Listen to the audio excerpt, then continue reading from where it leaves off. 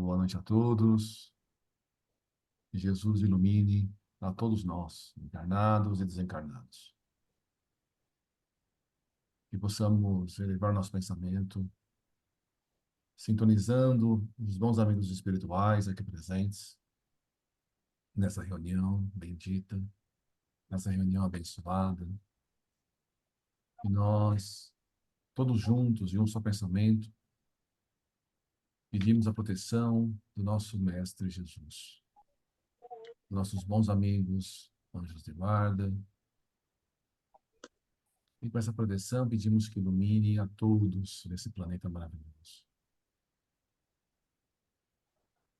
Agradecendo sempre pela oportunidade de estarmos evoluindo aqui há tanto tempo, há milhares de anos. E agradecendo a toda a ajuda que temos nesse aprendizado individual e coletivo.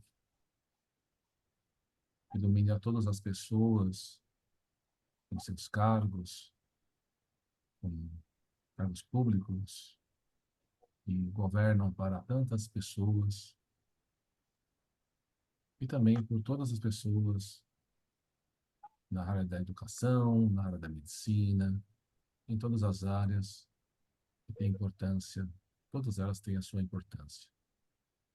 Então, ilumine a cada um de nós para entendermos bem o estudo desta noite. E graças a Deus.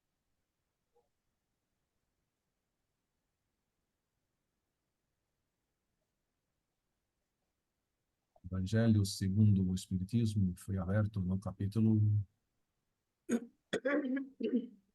Capítulo 12, amai os vossos inimigos, e a lição é pagar o mal com o bem. Muito bem. Capítulo 12, para os nossos inimigos, aos nossos inimigos. Muito bem. A gente terminou um capítulo na semana passada, a gente vai começar um novo capítulo hoje. Quem gostaria de ler o texto hoje? Quem que é o voluntário da noite?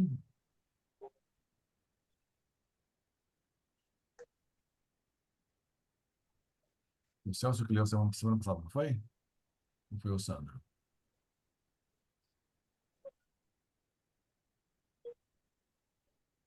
Ou foi a Lorena que vai ler para a gente? Já posso ler de novo, não tem problema nenhum. Tá? Ok.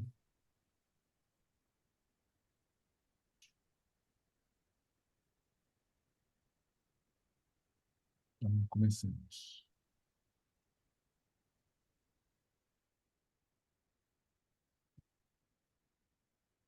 Capítulo 7. Esboço geológico da Terra. Tem vários itens aí, né? Vários itens. Vamos começar, então, pelos períodos geológicos. Você vê que Espiritismo é instituição, né? A Terra conserva em si os traços evidentes da sua formação. Acompanham-se-lhe as fases com precisão matemática nos diferentes terrenos que lhe constitui o arcabouço. O conjunto desses estudos forma a ciência chamada geologia. Ciência nascida neste século, no caso 19, e que projetou luz sobre a tão controvertida questão da origem do globo terreno e da dos seres vivos que o habitavam. Neste ponto, não há simples hipótese. Há o resultado rigoroso da observação dos fatos e, diante dos fatos, nenhuma dúvida se justifica. A história da formação da Terra está escrita nas camadas geológicas, de maneira bem mais certa do que nos livros pré-concebidos, porque é a própria natureza que fala, que se põe a nu e não a imaginação dos homens a criar sistemas. Desde que se notem traços de fogo, pode dizer-se com certeza que houve fogo ali. onde se vejam os de água, pode-se dizer-se que a água ali esteve. Ali esteve. Desde que se observem os dos animais, pode dizer-se que viveram aí animais. A geologia é, pois, uma ciência toda de observação. Só tira deduções do que vê. Sobre os pontos duvidosos, nada afirma, não emite opiniões discutíveis, por esperar de observações mais completas a solução procurada. Sem as descobertas da geologia, como as da astronomia, a gênese do mundo ainda estaria nas trevas da lenda. Graças a elas, o homem conhece hoje a história da sua habitação, tendo desmoronado para não mais tornar a erguer-se a estrutura das fábulas que lhe rodeavam o berço. Em todos os terrenos onde existiam valas, escavações naturais ou praticadas pelo homem, nota-se o que se chama de estratificações, isto é, camadas superpostas. Os que apresentam essa disposição se designam pelo nome de terrenos estratificados. Essas camadas de espessura que varia desde alguns centímetros até 100 metros e mais, se distinguem entre si pela cor, pela natureza da substância de que se compõem. Os trabalhos de arte, a perfuração dos poços, a exploração de pedreiras e, sobretudo, de minas facultaram observá-las até grande profundidade. São, em geral, homogêneas as camadas, isto é, cada uma constituída da mesma substância ou de substâncias diversas, mas que existiram juntas e formaram um todo compacto. A linha de separação que as isola uma das outras é sempre nitidamente sulcada, como nas fiadas de uma construção. Em nenhuma parte se apresentam misturadas e sumidas umas das outras nos pontos de seus respectivos limites, como se dá, por exemplo, com as cores do prisma e do arco-íris. Por esses caracteres, reconhece-se que elas se formaram sucessivamente, depositando-se uma sobre a outra, sem condições e por causas diferentes. As mais profundas são, naturalmente, as que se formaram em primeiro lugar, tendo se formado posteriormente as mais superficiais. A última de todas, a que se acha na superfície, é a camada da terra vegetal, que deve suas propriedades aos detritos das matérias orgânicas provenientes das plantas e dos animais. As camadas inferiores, colocadas abaixo da camada vegetal, receberam em geologia o nome de rochas, palavra que, nessa acepção, nem sempre implica a ideia de uma substância pedrosa, significando antes um leito ou banco feito de uma substância mineral qualquer. Umas são formadas de areia, de argila ou de terra argilosa, de marna, de seixos rolados. Outras são de pedras propriamente ditas, mais ou menos duras, tais como os grés, os mármores, o cré, os calcários ou pedras calcárias, as pedras molares, os carvões de pedra, os asfaltos e etc. Disse que uma rocha é mais ou menos possante conforme é mais ou menos considerável a sua espessura. Mediante o exame da natureza dessas rochas ou camadas, reconhece-se por sinais certos que umas provêm de matérias fundidas e, às vezes, vitrificadas sob a ação do fogo, outras de substâncias terrosas depostas pelas águas. Algumas das tais substâncias se conservaram desagregadas, como as areias. Outras, a princípio, em estado pastoso, sob a ação de certos agentes químicos ou por outras causas, endureceram e adquiriram com o tempo, a consistência da pedra. Os bancos de pedras superpostas denunciam depósitos sucessivos. O fogo e a água participaram, pois, da formação dos materiais que compõem o arcabouço sólido do globo terráqueo. A posição normal das camadas terrosas ou pedregosas provenientes de depósitos aquosos é a horizontal.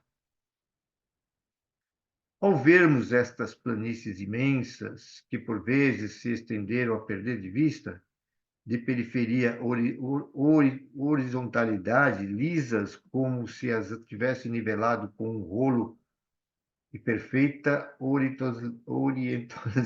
horizontalidade. Está difícil hoje. Lisas como as se tiverem nivelado com um rolo compressor, ou esses vales profundos, tão planos como a superfície de um lago. Podemos estar certos de que, em época mais ou menos afastada, tais lugares estiveram por longo tempo cobertos de águas tranquilas que, ao se retirarem, deixaram em seco as terras que elas depositaram enquanto ali permaneceram. Retiradas as águas, essas terras se cobriram de vegetação. Se, em vez de terras gordas, limosas, argilosas ou marnosas, próprias a assimilar os princípios nutritivos, as águas apenas depositaram areias silicosas sem agregação. Temos as planícies arenosas que constituem as charnecas e os desertos, dos quais nos podem dar pequena ideia os depósitos que ficam das inundações parciais e os que formam os aluviões na embocadura dos rios. Conquanto a horizontal seja a posição mais generalizada e a que normalmente se assume as formações aquosas, não é raro verem-se nos países montanhosos e em extensões bem grandes, rochas duras, cuja natureza indica que foram formadas em posição inclinada e, até por vezes, vertical. Ora, como, segundo as leis do equilíbrio dos líquidos e da gravidade, os depósitos aquosos somente em planos horizontais podem formar-se, pois os que se formam sobre planos inclinados são arrastados pelas correntes e pelo próprio peso das baixadas. Evidente se torna que tais depósitos foram levantados por uma força qualquer, depois de se terem solidificado ou transformado em pedras. Destas considerações se pode concluir, com certeza, que todas as camadas pedrosas que, provindo de depósitos aquosos, se encontram em posição perfeitamente horizontal, foram formadas durante séculos por águas tranquilas e que, todas as vezes que se achem em posição inclinada, o solo foi convulsionado ou deslocado posteriormente por subversões gerais ou parciais, mais ou menos consideráveis. Dá uma pausa aí. Tá. Entenderam bem o texto? Tá tranquilo, né? Mó moleza. Uhum.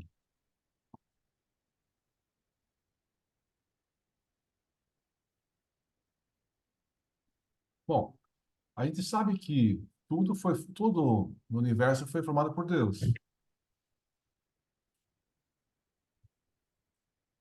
Só que Deus acaba formando tudo a- com a ajuda de um, um grupo de espíritos puros, os Cristos. Então, a gente sabe que o nosso planeta Terra, o Jesus Cristo, teve na formação do globo. Só que o globo não foi formado assim, né? Ele fez assim, ó. Faça-se a Terra. E a Terra foi feita. Está pronta a Terra. Jesus e toda a equipe que trabalhou na Terra levou bilhões de anos para formar o planeta. Então, acreditava-se que o planeta tinha sido formado instantaneamente. E faça-se a luz, e faça-se a Terra, e cria isso, e cria aquilo, e cria o outro. Então, foi de uma forma instantânea. E, na verdade, Jesus e todos os trabalhadores na formação da Terra foi um processo de bilhões de anos para a formação,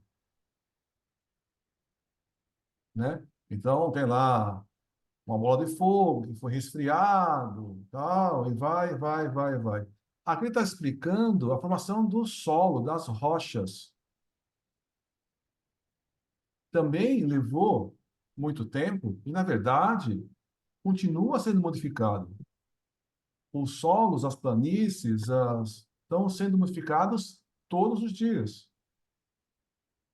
Então, imagina o seguinte: eu tenho lá um rio. Aí, no fundo do rio, vão se acumulando sedimentos. E acumula mais sedimentos, e mais sedimentos, um em cima do outro. E vai acumulando, vai acumulando, vai acumulando. E quando o sedimento de cima acumula, ele pressiona o sedimento de baixo.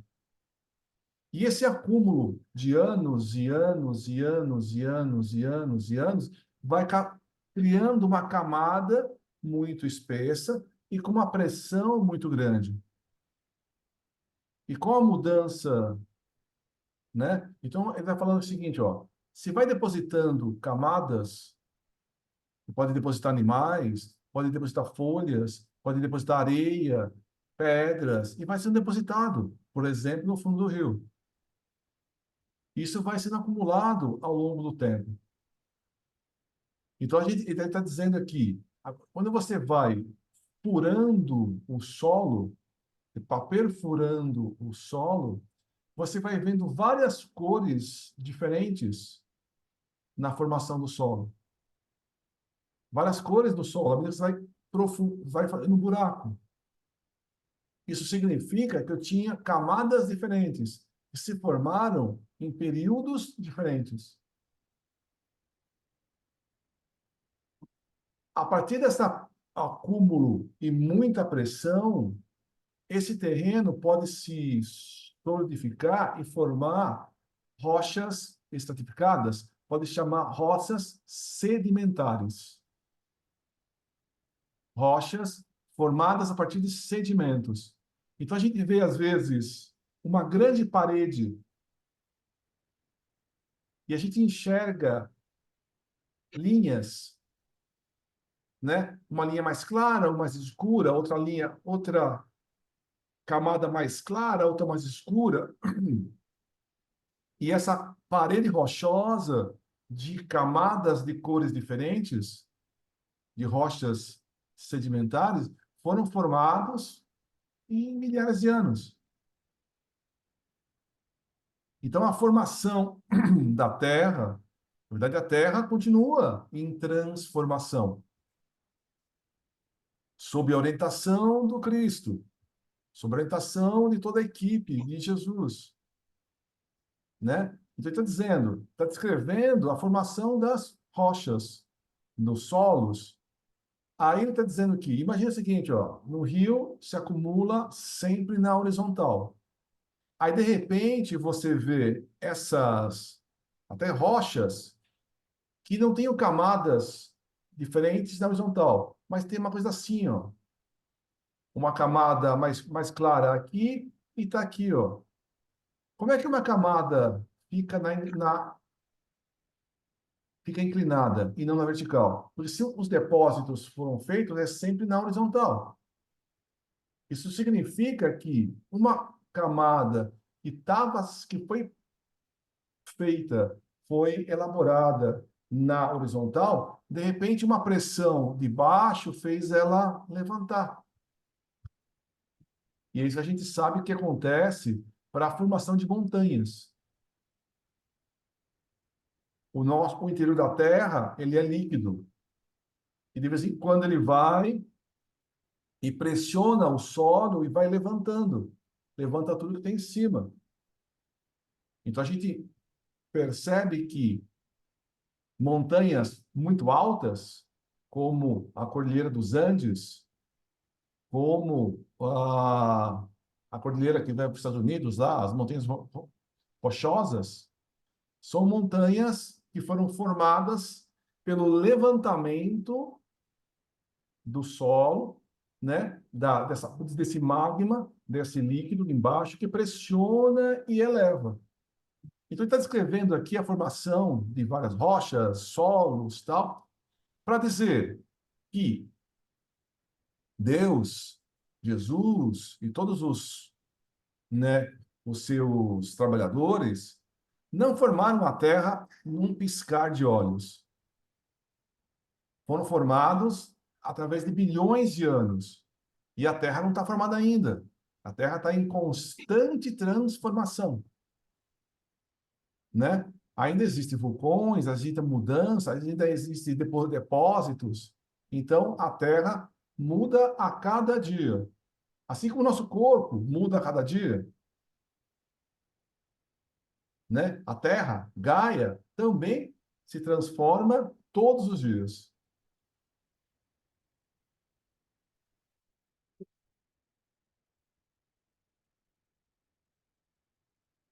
E hoje nós temos também muita participação, porque com a interferência humana, corta a árvore aqui, vai reduzindo lá as matas e tudo mais, interfere no clima, você você vai cortando tudo, vai rompendo com os leitos dos rios e tudo mais, vai entrando sedimento no rio, o rio que tinha uma profundidade começa a levar. Então, tudo vai mudando muitas vezes pela cooperação não muito boa dos humanos, né? Então, também ela muda por essas razões também. Um fato característico e da mais alta importância pelo testemunho irrecusável que oferece consiste no existirem em quantidades enormes despojos fósseis de animais e vegetais dentro das diferentes camadas. Como esses despojos se encontram até nas mais duras pedras, há de concluir-se que a existência de tais seres é anterior à formação das aludidas pedras. Ora, se levarmos em conta o prodigioso número de séculos que foram necessários para que se lhes produzisse o endurecimento e para que elas alcançassem o estado em que se acham desde os tempos imemoriais, chega-se forçosamente à conclusão de que o aparecimento de seres orgânicos na Terra se perde na noite das idades e é muito anterior, por conseguinte, à data que lhes assina a Gênese. Entre os despojos de vegetais e animais, alguns há que se mostram penetrados em todos os pontos de sua substância, sem que isso lhes alterasse a forma. De materiais silicosas ou calcárias que os transformaram em pedras, algumas das quais apresentam a dureza do mármore. São as petrificações propriamente ditas. Outros foram apenas envolvidos pela matéria do estado de flacidez. São encontrados intactos e, alguns inteiros, nas mais duras pedras. Outros, finalmente, apenas deixaram marcas, mas de uma nitidez e de uma delicadeza perfeita. No interior de certas pedras encontram-se até marcas de passos e, pela forma do pé, dos dedos e das unhas, chegou-se a conhecer a espécie animal a que pertenceram. Os fósseis de animais absolutamente não contêm, e isso é fácil de conceber-se, senão as partes sólidas e resistentes, isto é, as ossaturas, as escamas e os cornos, são chifres, né? São, não raro, esqueletos completos, as quais, das vezes, no entanto, são apenas partes destacadas que a procedência facilmente se reconhece. Examinando-se uma queixada um dente, logo se vê que pertence ao animal herbívoro ou carnívoro. Como todas as partes do animal guardam necessária correlação, a forma da cabeça, de uma omoplata, de um osso da perna, de um pé, basta para determinar o porte, a forma geral, o gênero de vida animal. Os animais terrestres têm uma organização que não permite sejam confundidos com os animais aquáticos. São extremamente numerosos os peixes e os moluscos testáceos, deve ser testáceos fósseis. Só estes últimos formam, às vezes, bancos inteiros de grande espessura. Pela natureza deles, verifica-se sem dificuldade se são animais marinhos ou de água doce. Os seixos rolados, que em certos lugares formam rochas formidáveis, constituem inequívoco indício da origem deles. São arredondados, como os calhaus de beira-mar, sinal certo de atrito que sofreram por efeito das águas. As regiões onde eles se encontram enterrados em massas consideráveis foram incontestavelmente ocupadas pelo oceano ou, durante longo tempo, por outras águas movediças ou violentamente agitadas. Além disso, os terrenos das diversas formações se caracterizam pela natureza mesma dos fósseis que encerram. As mais antigas contêm espécies animais ou vegetais que desapareceram inteiramente da superfície do planeta. Também desapareceram algumas espécies mais recentes. Conservaram-se, porém, outras análogas, que apenas diferem daquelas pelo porte e por alguns matizes de forma. Outras, finalmente, cujos últimos representantes ainda vemos, tendem, evidentemente, a desaparecer em futuro, mais ou menos próximo, tais como os elefantes, os rinocerontes, os hipopótamos, etc. Assim, à medida que as camadas terrestres se depositam da nossa época, as espécies animais e vegetais também se aproximam das que hoje existem. As perturbações, os cataclismos que se produziram na Terra desde a sua origem, lhe mudaram as condições de aptidão para o entretenimento da vida e fizeram desaparecer gerações inteiras de seres vivos.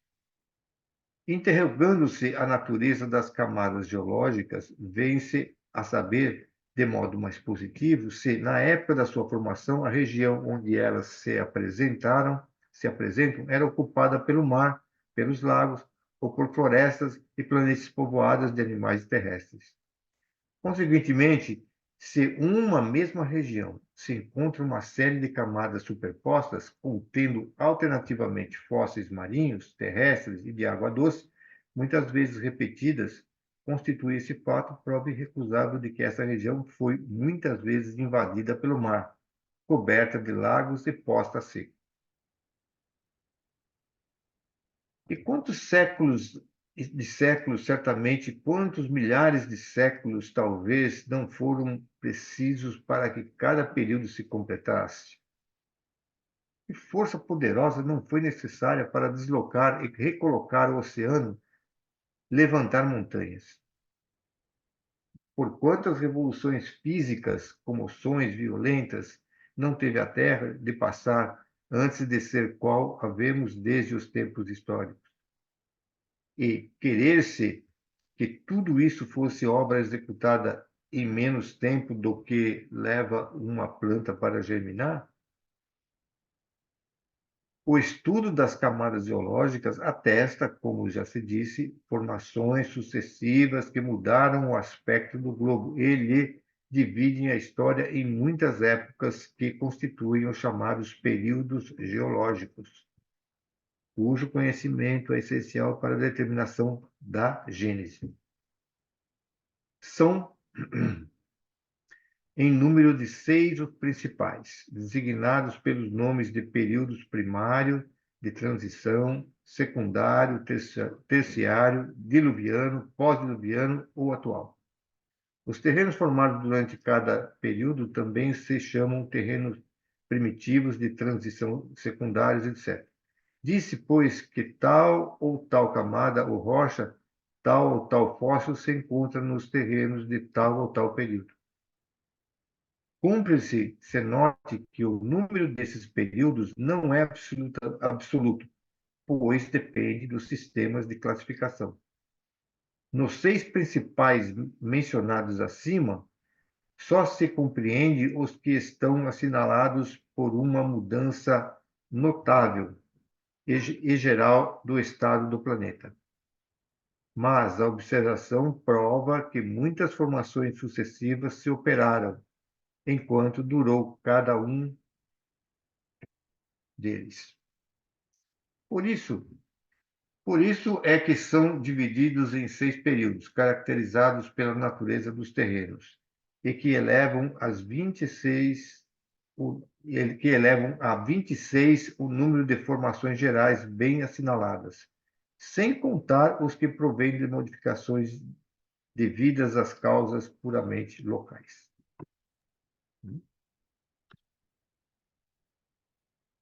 Ele está reforçando aí, tal, né, que o planeta foi formado por muito, muito, muito, muito tempo. Então, se eu encontro um fóssil de um peixe ou um fóssil de uma baleia em uma montanha lá no Tibete, o que isso significa? A pessoa pegar a baleia e levar a baleia montanha acima? Não tem sentido, né? Então, bom, a gente acaba encontrando fósseis marinhos em lugares que hoje não tem mar. Então, imagina numa região que tivesse um mar e uma baleia tivesse morrido. A baleia morre lá e depois tem sedimentos que depositam em cima da baleia. E vão depositando, vão depositando, vão depositando em cima da baleia. E vão sedimentando, e vão formar uma camadas maiores e maiores. E a baleia lá no fundo. A baleia fica presa nesses sedimentos. E com a mudança de temperatura e pressão, pode se transformar em rochas. Mas está lá no fundo do mar. Agora, imagina que o fundo, né, o centro da Terra, que é líquido, tenha uma pressão aumentada e eleve essa camada, essa crosta terrestre, essa crosta do planeta. Eleva e vai levantando tudo, tudo, tudo, tudo. Ali naquela região se forma uma montanha.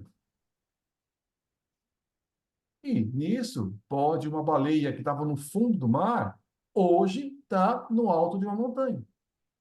Simplesmente porque o solo se levantou pela pressão da parte interna do globo. Então, ele está demonstrando que a ciência, e as várias partes da ciência, aqui nesse texto, é sobre a parte da geologia, está dizendo que, para acontecer tantas transformações, tem que passar séculos e séculos, milhões de anos, para que tudo isso aconteça. E ele está dizendo que o que está descrito na Bíblia, a Gênese descrita na Bíblia, não é um texto científico. O texto narrado na Bíblia é uma poesia, é uma literatura cheia de símbolos, mas não é um estudo científico. É uma descrição de várias coisas, de fatos misturado com histórias e vai se misturando, fazendo tudo aquilo para gerar a simbologia. Então a Gênese, né, e fala tal, no primeiro dia foi criada a luz. E Deus pairava sobre as águas. Primeiro dia fez isso, segundo dia, no quarto dia foi criado o Sol e a Terra. Aí no quinto, no sexto foi o homem. E no sétimo, Deus resolveu deitar na rede. Descansou. Ele está dizendo que essa descrição não é uma descrição histórica, científica, que eu tenho que pegar, né, ao pé da letra e entender ela, né, letra por letra. A geologia estuda fatos. A Bíblia, apesar de ter muita informação, mas é uma poesia, é uma literatura. Eu tenho que entender, tem muita informação importante em toda a Bíblia. Mas eu não posso transformar a Bíblia em um tratado de geologia. Tenho que fazer as coisas diferentes. Mesmo porque os hebreus, os judeus, não são geólogos. Então, tentar pegar o que a ciência diz e casar exatamente na mesma sequência, na mesma negocinho e tal, segundo a minha leitura do texto poético, é ser muito ingênuo. Então, ele está dizendo que a Terra se formou por muito tempo e não encaixa na interpretação bíblica das pessoas. Apesar que lá tem um sentido, tem um contexto, tem uma razão de ser daquela forma. Mas não é como as pessoas procuram entender de maneira, de uma leitura bem, só leitura, só primeiro dia, segundo dia, ainda um dia de 24 horas. Impossível, né?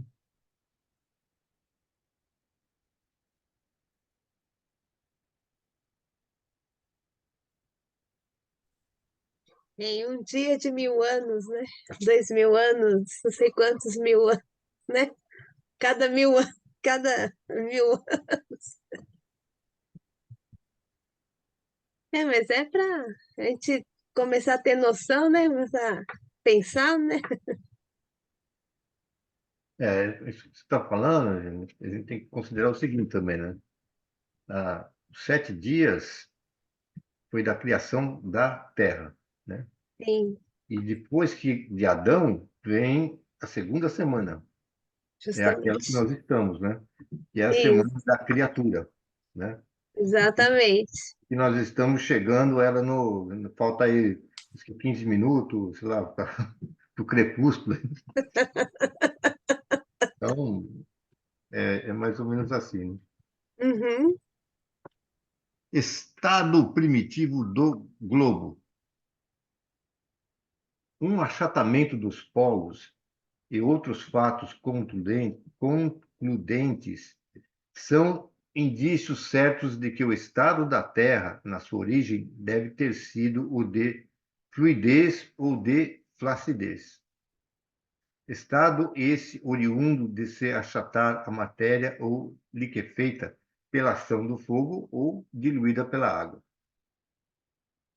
Costuma-se dizer, proverbialmente, não há fumaça sem fogo. Rigorosamente verdadeira, essa sentença constitui uma aplicação do princípio: não há efeito sem causa. Pela mesma razão, pode-se dizer não há fogo sem um foco. Ora, pelos fatos que se passam sob as nossas vistas, não é apenas fumaça o que se produz na Terra, mas fogo bastante real que há de ter em foco. Vindo esse fogo do interior do planeta e não do alto, o foco lhe dá direção e, como o fogo é permanente, o foco também o há de ser. A gente mistura fogo com foco aí. O calor, cujo aumento é progressivo à medida que se penetra no interior da Terra e que, a certa profundidade, chega a uma temperatura altíssima. As fontes térmicas, tanto mais quente quanto mais profunda, lhes está a nascente. Os fogos e as massas de matéria fundida e esbraseada que os vulcões vomitam, como por vastos respiradouros ou pelas fendas que alguns tremores de terra abrem, não deixam dúvida sobre a existência de um fogo interior. A experiência demonstra que a temperatura se eleva de 1 grau a cada 30 metros de profundidade, do onde se segue que, a uma profundidade de 300 metros, o aumento é de 10 graus. A 3.000 metros, de 100 graus, temperatura da água a ferver. A 300 mil metros, ou seja, 7 ou 8 léguas de 1.000 graus e 25 léguas de mais de 3.300 graus. Temperatura a que nenhuma matéria conhecida resiste à fusão. Daí, ao centro, ainda há um espaço de mais de 1.400 léguas, ou 6.800 léguas de diâmetro, espaço que seria ocupado por matérias fundidas. Bom raciocínio, né? Conquanto não haja aí mais do que uma conjectura, julgando da causa pelo efeito, tem ela todos os caracteres da probabilidade e leva à conclusão de que a Terra ainda é uma massa incandescente recoberta de uma crosta sólida de espessura de 25 léguas no máximo, o que é apenas a 120ª parte do seu diâmetro. Proporcionalmente, seria muito menos do que a espessura da mais delgada casca de laranja. Aliás, é muito variável a espessura da crosta terrestre, porquanto as zonas, sobretudo dos terrenos vulcânicos, onde o calor e a flexibilidade do solo indicam que ele é pouco considerado. A elevada temperatura das águas termais constitui igualmente o indício de proximidade do foco central. Assim sendo, evidente se torna que o primitivo estado de fluidez ou flacidez da Terra há de ter tido como causa a ação do calor e não da água. Em sua origem, pois, a Terra era uma massa incandescente, em virtude da irradiação do calórico. Deu-se que se dá com toda a matéria em fusão. Ela esfriou pouco a pouco, principiando o resfriamento, como era natural, pela superfície, que então endureceu, ao passo que o interior se conservou fluido. Pode-se, assim, comparar a Terra a um bloco de carvão ao sair ígneo da fornalha, e que sua superfície se apaga e resfria ao contato do ar, mantendo-se-lhe o interior em estado de ignição, conforme se verificará quebrando-o. Na época em que o globo terrestre era uma massa incandescente, não continha nenhum átomo a mais, nem a menos do que hoje, apenas sob a influência da alta temperatura. A maior parte das substâncias que a compõem e que vemos sob a forma de líquidos ou de sólidos, de terras, de pedras, de metais, de cristais, se acham em estado muito diferente. Sofreram unicamente uma transformação em consequência do resfriamento dos elementos, formaram novas combinações. O ar, enormemente dilatado, de certo se estendia a uma distância imensa.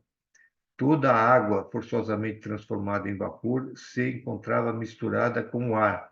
Todas as matérias suscetíveis de volatilizarem, tais como os metais, o enxofre, o carbono, se acham em estado de gás. O da atmosfera nada tinha, portanto, de comparável ao que é hoje. A densidade de todos esses vapores lhe dava uma opacidade que nenhum raio de sol podia atravessar. Se nessa época um ser vivo pudesse existir na superfície do planeta, apenas seria iluminado pelos revérberos sinistros da fornalha que se lhe estava sobre os pés e da atmosfera embraseada. Ele nem sequer suspeitaria da existência do Sol.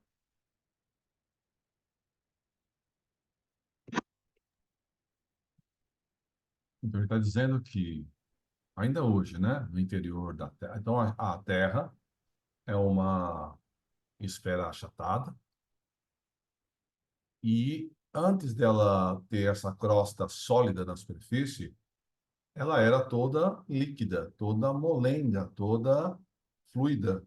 Mas fluida não porque tivesse água para amolecer, mas fluida porque a temperatura era tão alta que todo o material estava fundido, ou seja, a fusão pela quantidade de temperatura elevada.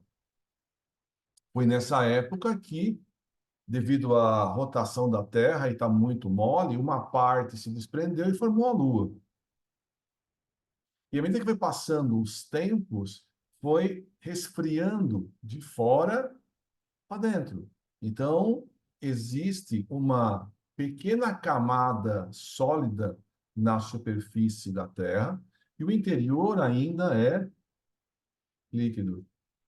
Como ele descreve, se eu for fazendo um furo na Terra, vai fazendo uma perfuração na Terra, a gente percebe que a temperatura vai aumentando, aumentando, aumentando, aumentando. À medida que você vai indo para o interior da Terra, a cada 30 graus aumenta, a cada 30 metros aumenta 1 grau.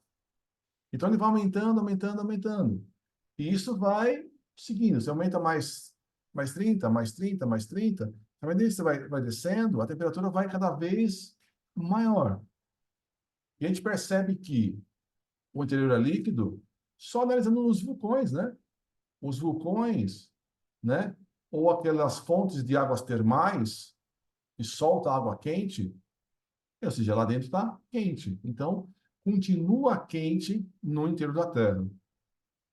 Aos poucos vai esfriando, mas isso vai levar ainda milhares de anos para poder fazer esse resfriamento da Terra, né? Então, vai continuando, continuando, lá dentro, quente. E só que essa camada da Terra, como ele falou, não é uma camada homogênea.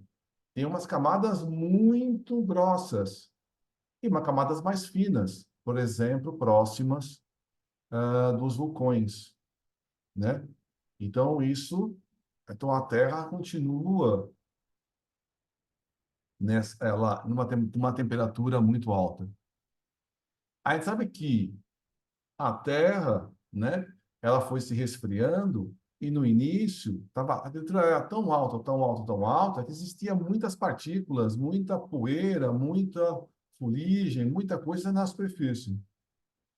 E se alguém tivesse naquele momento na Terra, na superfície, não ia conseguir enxergar o Sol, né? Porque a atmosfera era tão densa, tão espessa, tão opaca, que eu não conseguia enxergar nada além de fora. Então, se alguém estivesse dentro da Terra, falava, então, o Sol não existe. Porque mesmo que ele exista, eu não consigo enxergar. Então, o Sol, né, não está aí. Então, tá dizendo que as coisas vão se transformando aos poucos. À medida que a Terra foi se resfriando, a temperatura foi se resfriando. Então, no início, toda a água da Terra estava na forma de vapor, assim como outros metais também estavam na forma de líquidos ou vapores. À medida que vai se resfriando, resfriando, resfriando, as substâncias líquidas vão ficando sólidas, alguns vapores viram líquidos e assim vai. Uma transformação. E está dizendo também que na Terra os elementos estão em constante transformação. Então, duas substâncias se combinam para formar outra. Então, ele está dizendo tudo que existia antes existe agora, né? Porque está em constante transformação. Então, ele está falando que todos os átomos do início ainda estão hoje, tá? Aquela frase lá de todos os átomos ainda estão exatamente iguais a hoje, com todo o conhecimento que a gente tem, não está exatamente correta, né? Mas no grosso modo tá, né? No global tá. Mas se você for pegar bem ali, ó, nas miudezas, né? Não dá porque existem transformações, a Terra continua no espaço e continua recebendo irradiações, então ela está em constante mutação. A própria atmosfera está se modificando e os próprios átomos, né? Quando a gente estuda, alguns deles se transformam em materiais diferentes.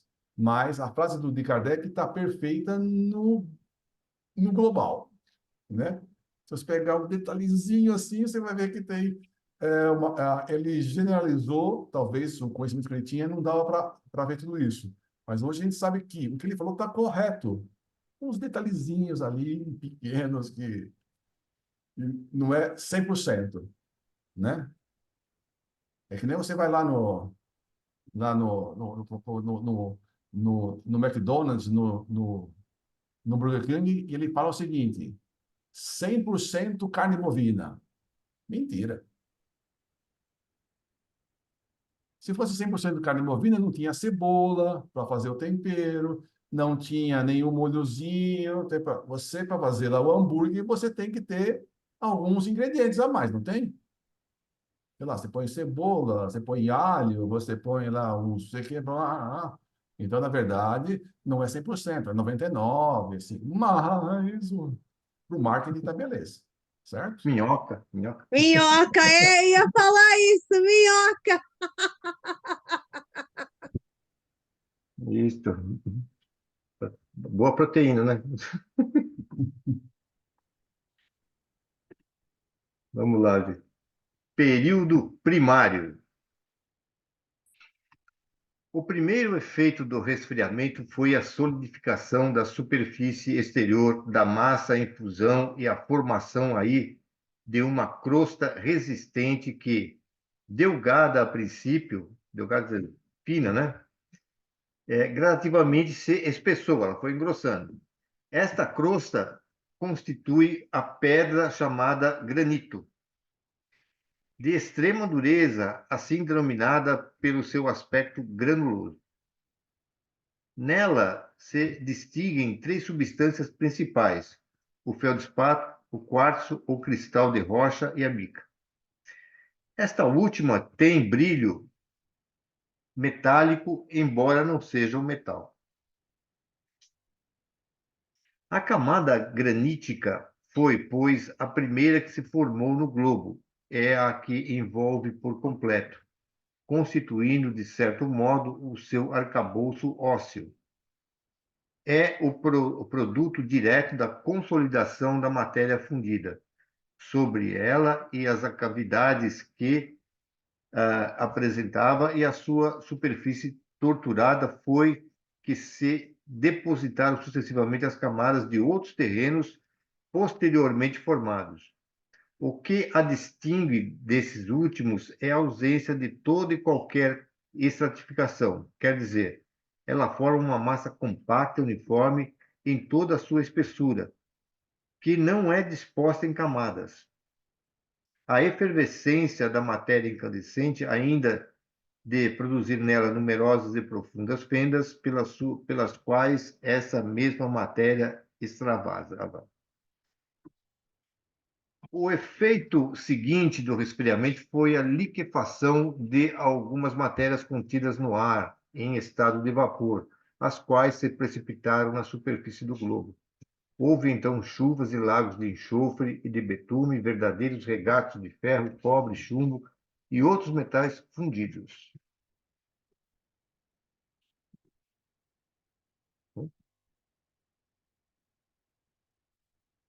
Para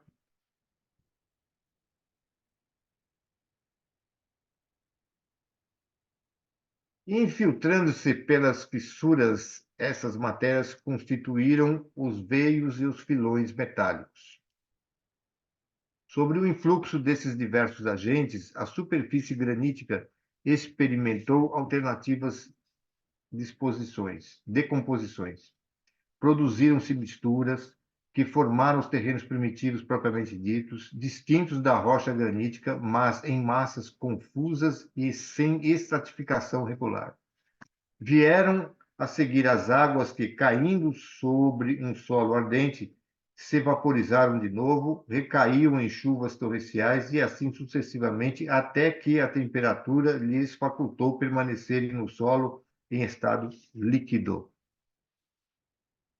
É a formação dos terrenos graníticos que dá começo à série dos períodos geológicos, aos quais conviria se acrescentasse a do estado primitivo, da incandescência do globo.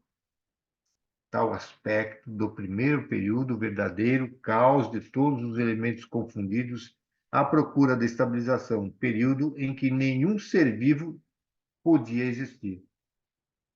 Por isso mesmo, um de seus caracteres distintivos em geologia é a ausência de qualquer vestígio de vida vegetal ou animal.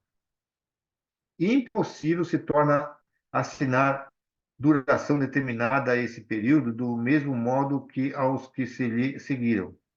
Mas, dado o tempo que se faz mistério para que uma bala de determinado volume aquecida até o branco se resfrie na superfície do ponto e permitir que uma gota de água possa sobre ela permanecer em estado líquido, calculou-se que, se essa bala tivesse o tamanho da Terra, necessário seriam mais de 1 milhão de anos. Foi muito mais.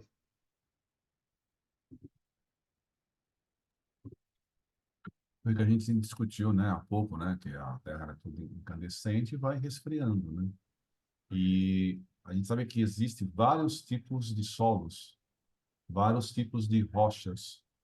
Então, como a gente falou, tem os solos sedimentares, que é formado a partir de sedimentos de rochas, areias, vegetais, assim vai. Existe as pedras, né, formada a partir da solidificação do magma, a partir da solidificação da lava que sai dos vulcões. Então, esse tipo de solo, né? Então, é uma rocha. E essa rocha, com o tempo, com o desgaste, com o vento fazendo a erosão, com a água batendo. A água bate, pedra dura, tanto bate até que fura, não é isso? Então, batendo o vento, batendo as águas, eles vão se sedimentando. O Brasil tem vulcão? Não, mas já teve. Não, mas já teve. Já teve vulcão. Como é que eu sei disso? Alguém sabe disso? Estudando o solo, estudando a geologia. Então, a gente, analisando o solo do Brasil, né, a terra do Brasil, a gente vai ver que milhares de anos atrás, né, teve vulcões pela composição do solo brasileiro. Então, lá para trás, muitos anos atrás, o Brasil teve vulcões que com, né, que eram rochas que foram quebrando, quebrando, quebrando, formou o solo. E o solo do Brasil é rico, né, em muitas características, devido a ter uma origem vulcânica. Então, tudo isso vai, a geologia vai estudando e vai dizendo sobre tudo isso.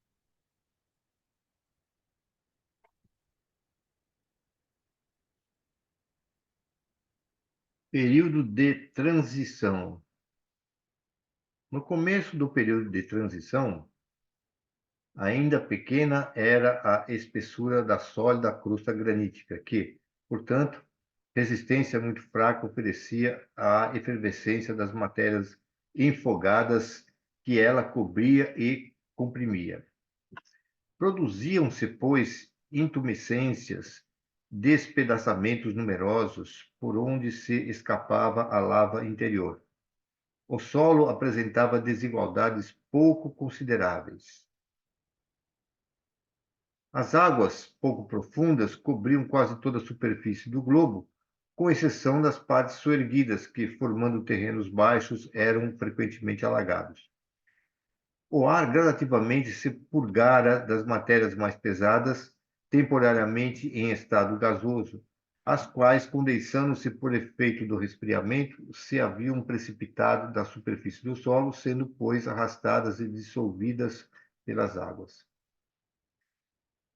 Quando se fala de resfriamento, naquela época, deve-se entender essa palavra em sentido relativo, isto é, em relação ao estado primitivo, portanto, a temperatura ainda havia de ser ardente. Os espessos vapores aquosos que se elevavam de todos os lados da imensa superfície líquida recaíam em chuvas copiosas e quentes que obscureciam o ar. Entretanto, os raios do sol começavam a aparecer através dessa atmosfera brumosa. Uma das últimas substâncias de que o ar teve de expurgar-se por ser gasoso em seu estado natural foi o ácido carbônico, então um dos seus componentes.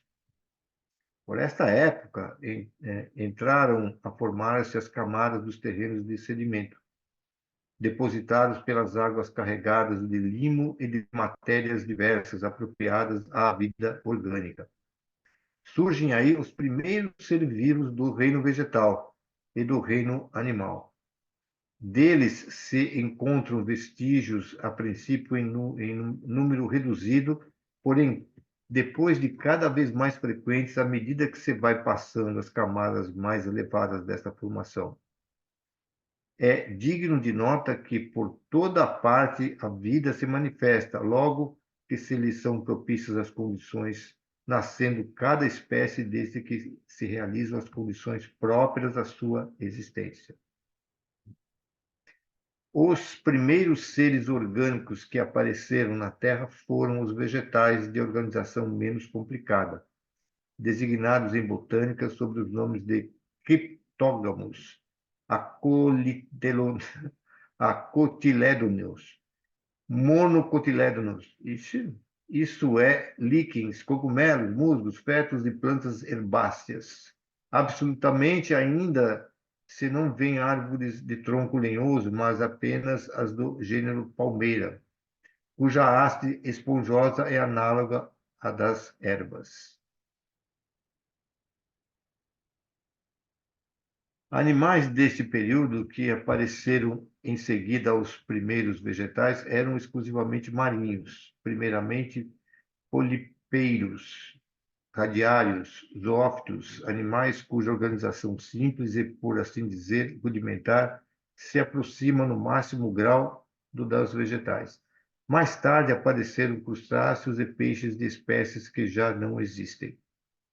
Sobre o império do calor e da umidade, e em virtude do excesso de ácido carbônico espalhado no ar, gás impróprio para a respiração dos animais terrestres, mas necessário às plantas, os terrenos expostos se cobriram rapidamente de uma vegetação pujante, ao mesmo tempo que as plantas aquáticas se multiplicavam no seio dos pântanos. Plantas que, nos dias atuais, são simples ervas de alguns centímetros, atingiam a altura e a grossura prodigiosas. Assim é que havia florestas de fetos arborescentes de 8 a 10 metros de altura e de proporcional grossura. Licopódios, marroios, gênero de musgo, do mesmo porte cavalinhas de 4 a 5 metros, que a altura não passa hoje de 1 metro, e uma infinidade de espécies que não mais existem. Pelos fins do período, começam a aparecer algumas árvores do gênero conífero ou pinheiros. Em consequência do deslocamento das águas, os terrenos que produziam essas massas de vegetais foram submergidos, cobertos de novos sedimentos terrosos, enquanto que os que se achavam imersos se adornavam a seu turno de vegetação semelhante. Hoje, assim, muitas gerações de vegetais alternativamente aniquiladas e renovadas. O mesmo não se deu com os animais, que, sendo todos aquáticos, não estavam sujeitos a essas alternativas. Acumulados durante longa série de séculos, desses destroços formaram camadas de grande espessura. Sobre a ação do calor, da umidade, da pressão exercida pelos posteriores depósitos terrosos e, sem dúvida, de diversos agentes químicos, dos gases, dos ácidos e dos sais produzidos pela combinação dos elementos primitivos, aquelas matérias vegetais sofreram uma fermentação que as converteu em hulha, ou carvão de pedra. As minas de hulha são, pois, produto direto da decomposição dos acervos de vegetais acumulados durante o período da transição. É por isso que são encontrados em quase todas as regiões. Os restos fósseis da pujante vegetação da época, achando-se hoje sobre os gelos das terras polares, tanto quanto na zona tórrida, segue-se que, uma vez que a vegetação era uniforme, também a temperatura o havia de ser. Os polos, portanto, não se achavam cobertos de gelo, como agora. É que, então, a Terra tirava de si mesma o calor do fogo central, que aquecia de igual modo toda a camada sólida, ainda pouco espessa. Esse calor era superior de muito ao que podia provir os raios solares, enfraquecidos, ademais, pela densidade da atmosfera. Só mais tarde, quando a ação do calor central se tornou muito fraca ou nula sobre a superfície exterior do globo, a do Sol passou a preponderar as regiões polares, que apenas recebiam raios oblíquos, portadores de pequena quantidade de calor, se cobriam de gelo. Compreende-se que, na época de que falamos e ainda muito tempo depois, o gelo era desconhecido na Terra. Deve ter sido muito longo esse período, a julgar pelo número e pela espessura das camadas de hulha. Procurei aqui. Hulha é carvão. Uhum.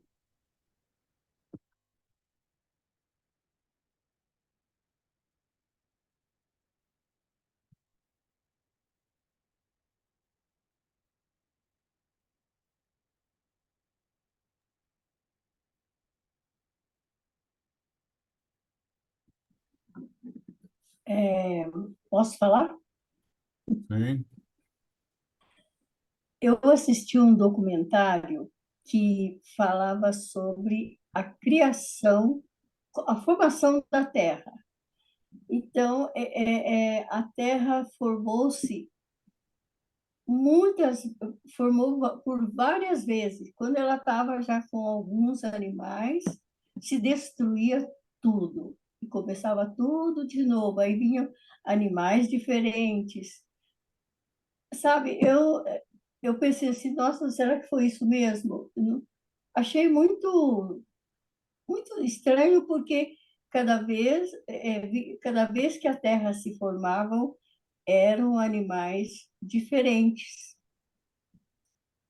Eu sei que no final eu não cheguei a assistir todo o documentário, né, porque era muito longo. Eu fiquei muito tempo em frente à televisão e parei de assistir, depois eu não procurei mais.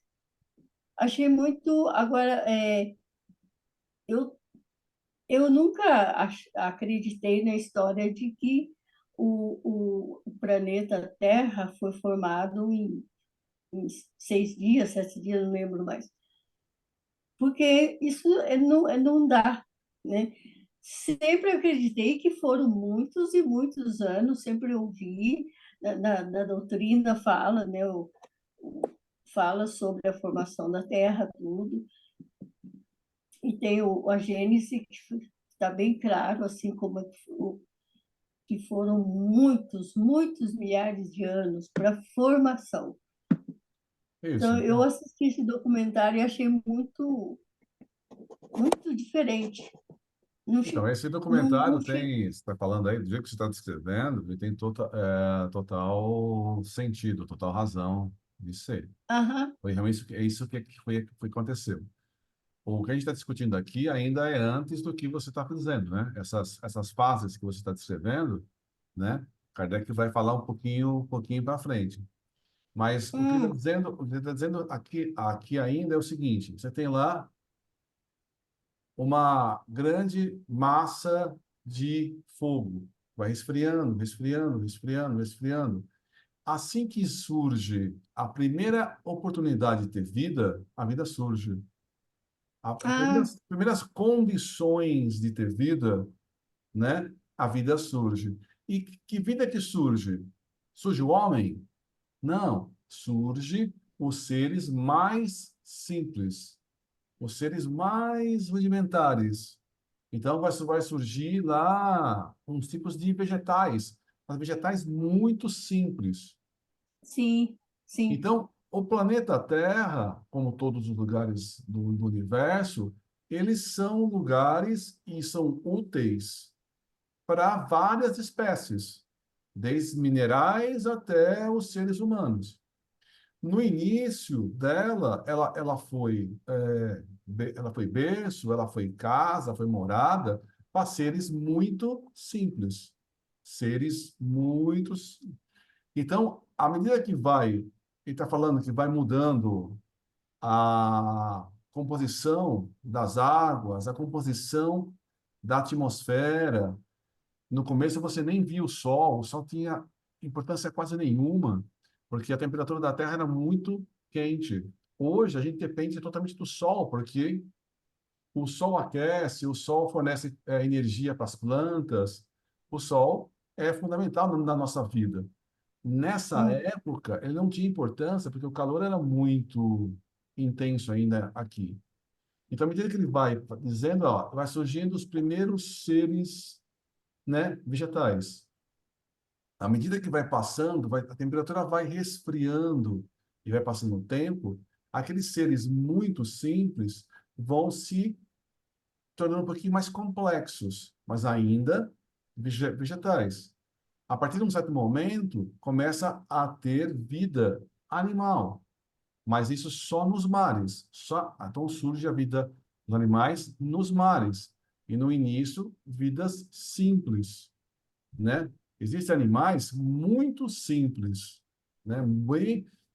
Que você, pela biologia, você fala, isso aqui é um vegetal, isso aqui é um animal, mas a diferença é muito pequena.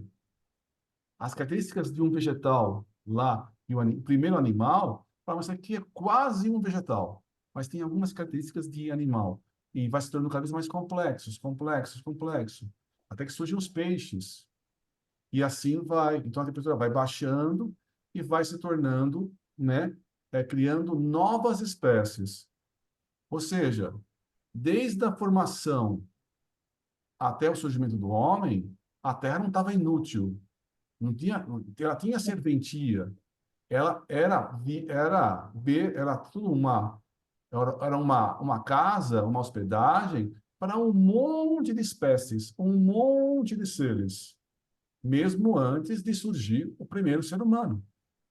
Então, tudo está evoluindo. Os minerais, os vegetais, os animais. Então, durante milhares de anos, que o homem ainda não podia habitar aqui, mas existia uma grande variedade de espécies que podiam habitar. Então, os dinossauros, que não falou ainda, mas que a Ana adiantou, os dinossauros também são é, sim. animais que estão evoluindo. E, de um certo momento, eles dominaram a Terra. E continuava a evolução, evolução, evolução. Em um certo momento, esses dinossauros morreram todos eles. E o próprio Kardec fala, né, que tem alguns animais que ainda são descendentes lá dos dinossauros. Então ele fala que os elefantes, os rinocerontes, né, e outras espécies ainda têm características lá dos dinossauros, né?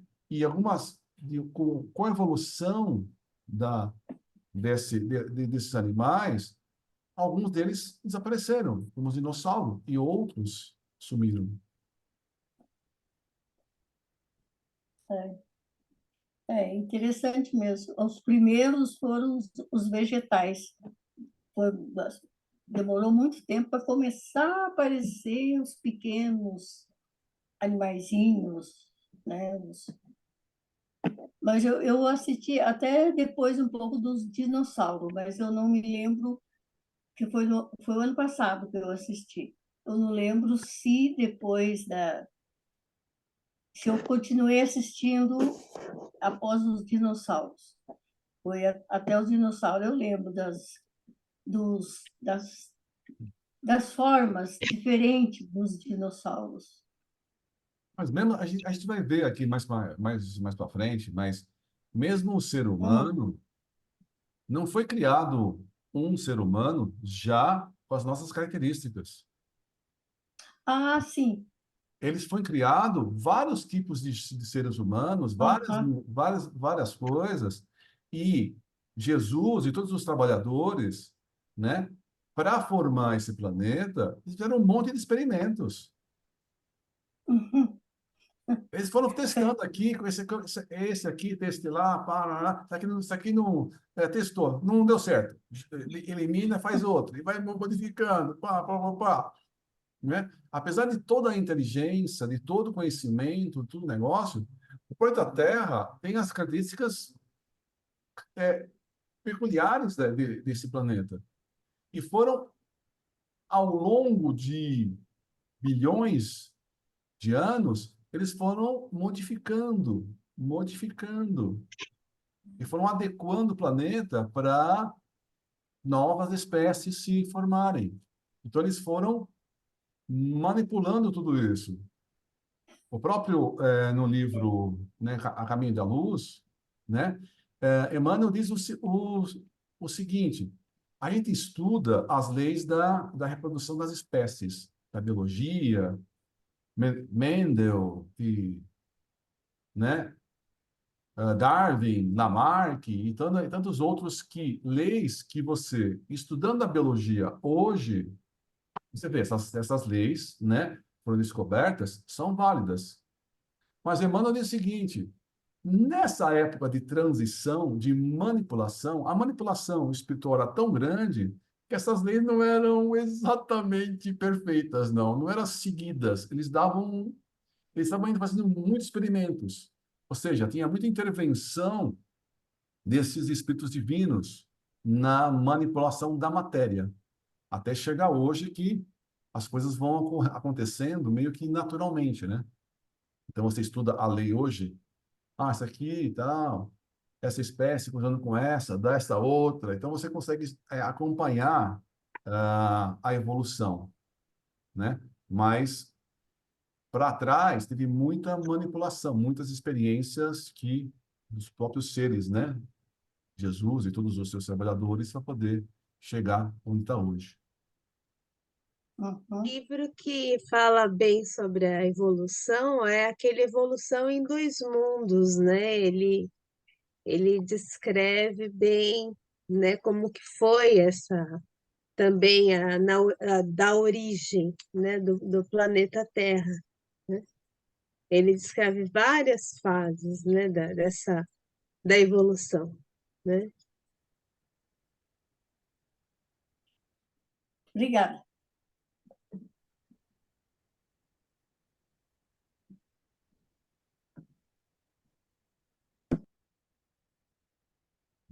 Mais alguma pergunta?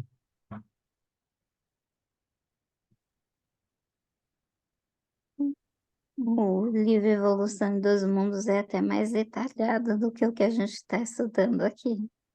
Muito bom. Seria legal mais para frente É, pegar para estudar em grupo, porque ele é bem é, complexo. ele é muito difícil, é. Nossa, eu li, acho que faz um tempo já, mas Eu também, acho que uns mais de 10 anos.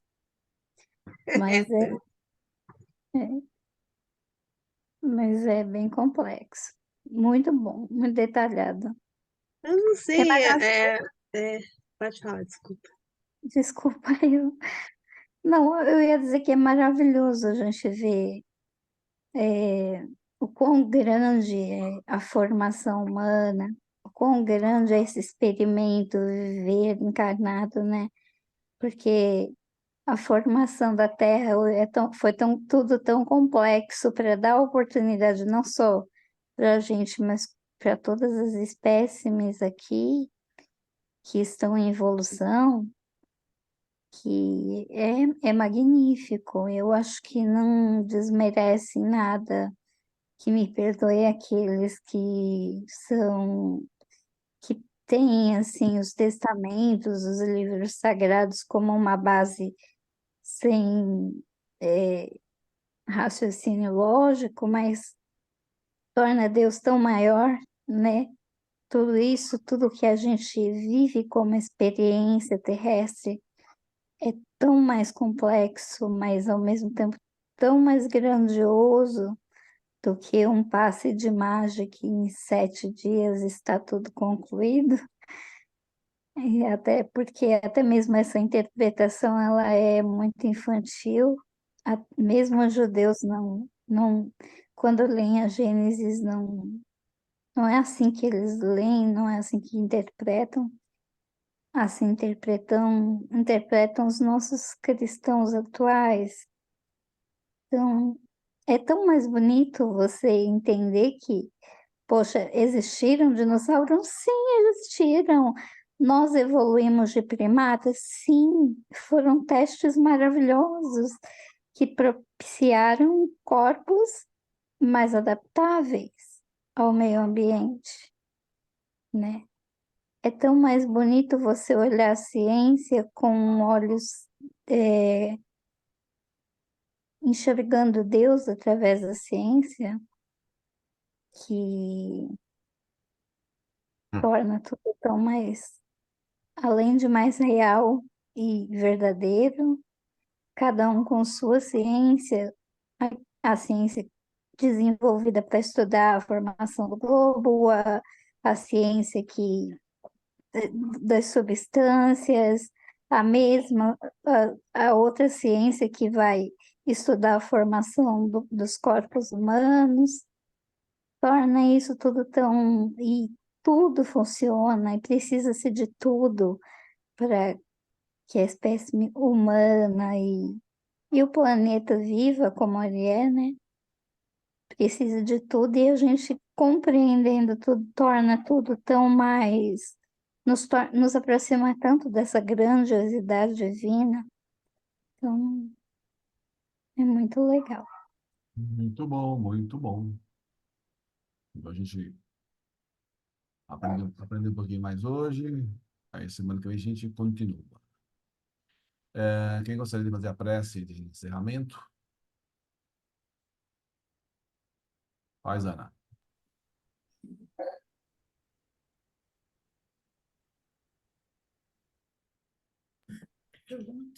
Deus Quem vai Pai ser? Quem vai misericordioso, ser? Ana. A Ana. Então tá. levamos o pensamento a Deus agradecendo por tudo que recebemos até este momento, agradecendo a Mestre Jesus pelos ensinamentos que nos trouxe e por tudo, pelos os mentores espirituais que nos acompanham, que nos mostra a realidade do planeta Terra, a realidade da vida. Agradecemos a todos os nossos anjos de guarda a oportunidade de estarmos reunidos num estudo que nos deixa assim emocionados, é uma compreensão tão rica. O pouquinho que a gente aprende a isso é tão rico, porque nos mostra algo muito, mas muito valioso. Agradecemos por tudo, por hoje, por esse amparo maravilhoso que eu recebo todos os dias. Digo, Pai nosso que estais no céu, santificado seja o vosso nome. Venha a nós o vosso reino. Seja feita a vossa vontade, assim na terra como no céu. O pão nosso de cada dia nos dai hoje. Perdoai as nossas ofensas, assim como nós perdoamos a quem nos tem ofendido. Não nos deixeis cair em tentação, mas livrai-nos, Senhor, de todo o mal. Assim seja, e graças a Deus.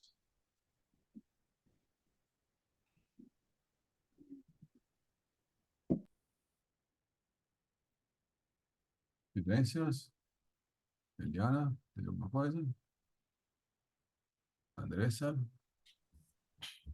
Alberto?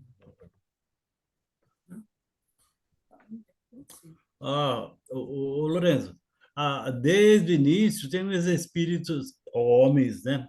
Eles são sempre contentes. E eles examinam o nosso cérebro e retiram pigmentos escuros. Aí eu pensei que era só eu, né? Mas é todo mundo. Então, exame todo mundo, cabeça por cabeça, e foi limpando todas as nossas cabeças, o cérebro.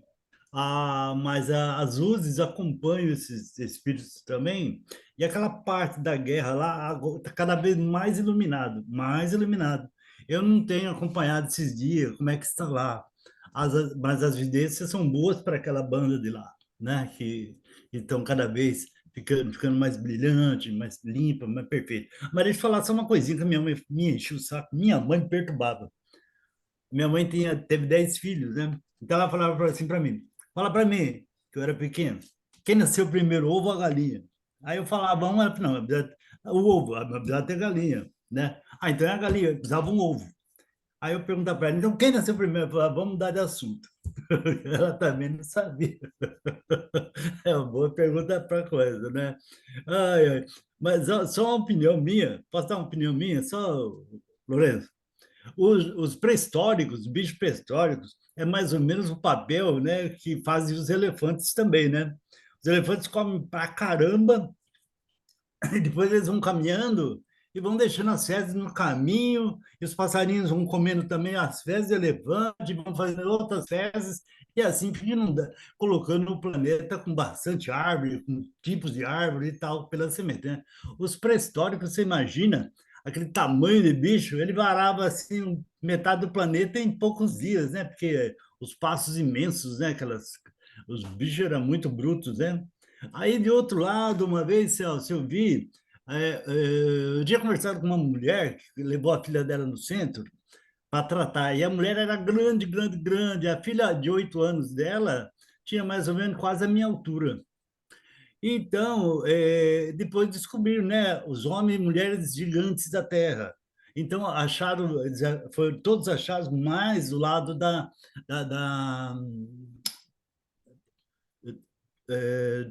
caramba, que país era aquele mesmo? Perto dos Estados Unidos. Eu esqueci o nome agora. México. Do México. Então eram pessoas enormes mesmo, né? Quase 20 metros que aqueles homens tinham, aquelas mulheres tinham, né? E vi nos livros, mostraram na filmagem tudo. Então Deus como uma inteligência suprema, né? Então ele coloca uma rotação, né? Ó, vai, vamos botar um jeito do planeta ficar todo legal, né? Com árvores e bichos, tudo. Depois a gente encolhe eles um pouquinho e vai encolhendo, encolhendo. Como falaram, né? Que o dinossauro, né? O brotossauro, sei lá, o carnivorossauro, ele é a galinha de hoje, né? Então ele foi encolhendo, né? Então ficou a galinha de hoje, né? E a minha mãe perturbava: você sabia que você está almoçando aqui e o japonês está dormindo lá de cabeça para baixo? O japonês de cabeça para baixo, ele cai, não cai. Pô, mas está de cabeça para baixo, como que não cai? Vamos mudar de assunto. Ela também não sabia. Então eu dava uma raiva, rapaz, de saber, né, o japonês de cabeça para baixo, para cima, e não cai. Não, que coisa horrível. Mas era Importante que interessante, né? tudo tem a sua razão de ser, né? E Deus cria as espécies, É, é e verdade. que a Terra, né, teve moradas e utilidades variadas, e que a gente passa isso para outros planetas, né? Outros planetas também têm a mesma utilidade, mas de formas diferentes, né? Não tem vidas como a nossa, mas tem vidas diferentes da nossa, e assim vai, né? Mas ontem, né, Lourenço, ontem parece que descobriram um material que se todos os planetas, dizem que todos os planetas têm aquele mesmo material. Se tiver aquele mesmo material, nós fomos extraterrenos também, Mas vocês, pelo todos estudo. nós somos ETs. Extraterrenos. Então, mas nós somos assim, mas lá vai ter vida? Tem, porque tem o mesmo material que nós fomos Acabou de constituídos. falar aí, Oh, ô, Roberto, tempão. que não tinha vida aqui, então a gente veio tudo de fora. Então, é verdade. Então, agora sim eles conseguem provar que todos os planetas têm a mesma constituição. né, com o material que eles encontraram agora. Muito bem, Eu, eu, muito bem.